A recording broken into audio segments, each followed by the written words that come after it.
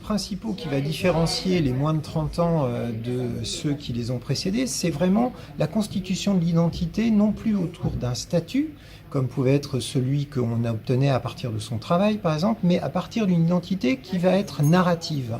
L'entreprise n'offrant plus les mêmes perspectives, les institutions étant remises en cause chez les jeunes particulièrement, les jeunes vont se construire une identité sur leurs émotions, sur leurs valeurs, sur des dimensions qui vont être liées aux expériences qu'ils vont pouvoir vivre.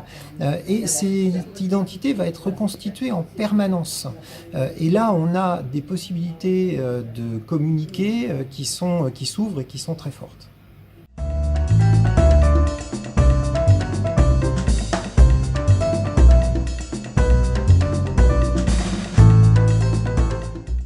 Ces dernières années, et notamment pour la mise en place de cette plateforme IEPS qui porte tous les droits des jeunes et toute l'information qu'on a avec les jeunes, voilà, il a fallu qu'on rentre sur des registres un peu nouveaux, de réseaux sociaux. Quand on a lancé la plateforme, on a eu une période où on a eu une grosse communication, et quand les jeunes sont arrivés sur la plateforme, elle n'était pas tout à fait suffisamment prête et attractive.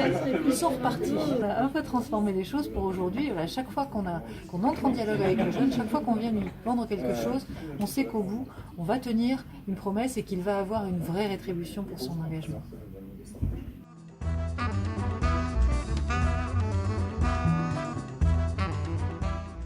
Pour moi, il y a 3 messages clés pour la communication auprès des jeunes. La première est de bien connaître ce marché des jeunes parce que c'est un marché hyper segmenté. Donc pour une réponse hyper personnalisée, il nous faut mieux connaître ce marché des jeunes. Deuxième message clé pour moi, c'est effectivement face à l'accélération du digital, il y a un besoin de proximité humaine beaucoup plus forte et nos actions de communication doivent aussi porter cette valeur ajoutée humaine et puis même cette chaleur ajoutée humaine. Et en troisième message clé pour moi sur la communication auprès des jeunes, c'est finalement de réussir à les impliquer dans nos actions de communication, dans la conception de nos différentes actions pour qu'au final, finalement, ce soit les jeunes qui parlent aux jeunes.